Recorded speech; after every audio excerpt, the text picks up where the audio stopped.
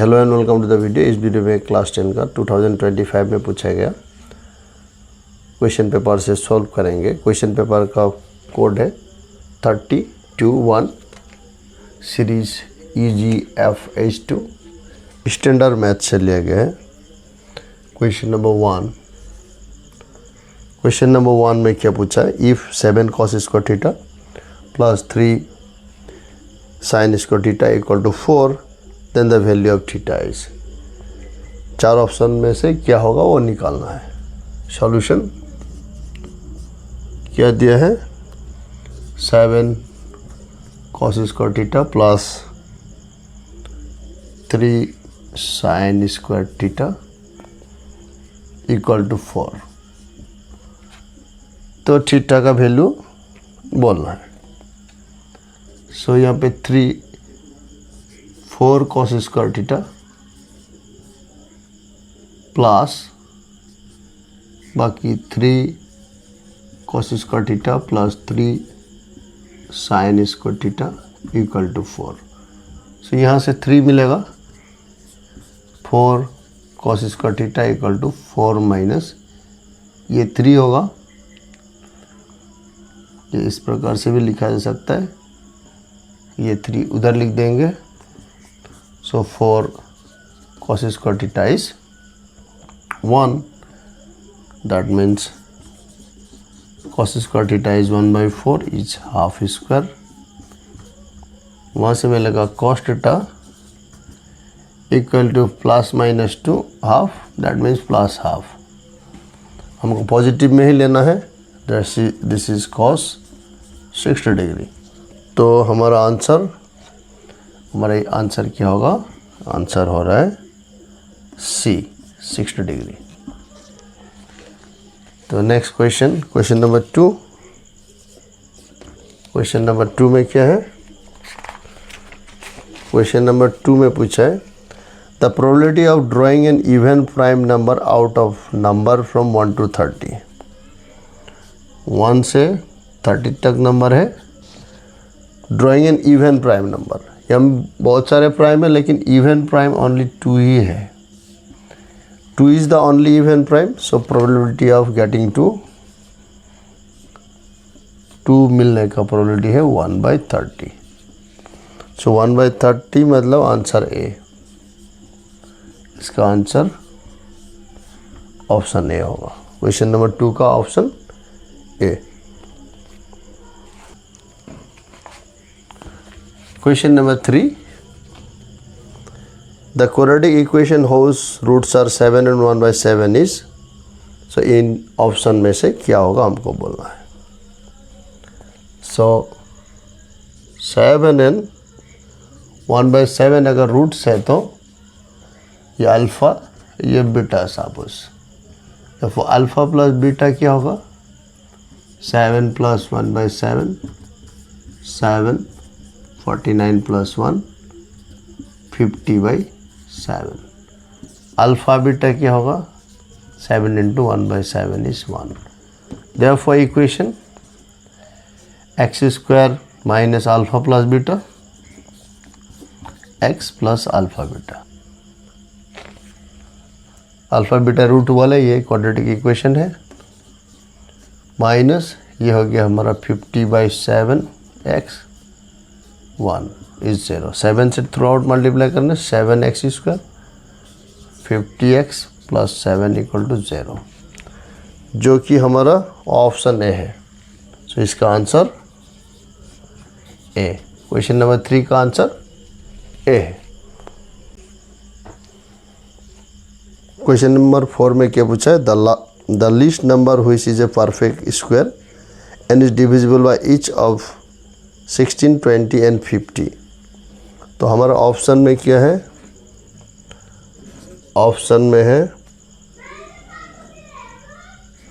हमारा 16, 20 and 50 से divisible होना है।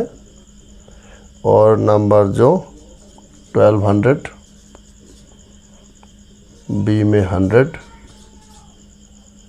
सी में 3600 एंड डी में 2400। ऑब्जर्व करने से मिलता है ये परफेक्ट स्क्वायर नहीं है, ये परफेक्ट स्क्वायर नहीं है, ये और ये इसमें से 16 डिवाइड नहीं करता है 100 को, सो यही आंसर होगा। तो इसको करने के लिए क्या करना होता है, इसका एलसीएम निकालना है। एलसीएम क्या है, 16, 20, 50 का एलसीएम, 2 से डिविजिबल 8, 10, 25, फिर 2 से डिवाइड कर देंगे 4, 5, 25, अब 5 से डिवाइड करेंगे 4, डिवाइड नहीं किया है 1, 5, सो एलसीएम क्या है 25 एंड 16, 25 एंड 16 कितना होता है 10, 100, 400, सो 400, इसको 400 डिवाइड करता है तो सभी डिवाइड करते हैं। The point -50, -50, 50 and 04 are the vertices of the triangle which is a right angle triangle, isosceles triangle, equilateral triangle, scalene triangle। सो ये बोलना है। तो हमारा ट्रायंगल का वर्टिसेस क्या है, -50, -50, 50 एंड 04, 04। तो ये ट्रायंगल दिखाई दे रहा है, आइसोसेलेस ट्रायंगल है। हम साइड का लेंथ भी निकाल सकते हैं। ये अगर ए बी, ये सी है तो ए बी का लेंथ कितना होगा, A B is square root of 25 और इधर 16, मतलब √41। ए सी का भी लेंथ कितना होगा, 0 - 5 होल स्क्वायर, 4 - 0 होल स्क्वायर, जो कि स्क्वायर रूट ऑफ 25 + 16 √41 होगा। ये √41, ए √41 एंड ये हो गया डिफरेंस 10। तो this is an isosceles triangle.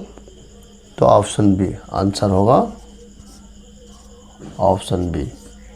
So question number 6 का आंसर है ऑप्शन बी। सो 5 छूट गया था। सो नो, क्वेश्चन नंबर 5 में क्या है, the coordinate of the end point of A diameter of a circle are 5 - 2 and 5, 2, then the length of radius of the circle 5, 2 and -2. Suppose 5, 2, 5 - 2 ये इन point of diameter है। तो इसका diameter कितना है, diameter कितना हो गया, डिफरेंस ये ए ये बी होने से ए बी का लेंथ हो गया square root of 5 - 5, 0, 2 - 2, 4 whole square is 4। Diameter इतना होने से रेडियस कितना हो गया, इसका आधा 2 यूनिट्स।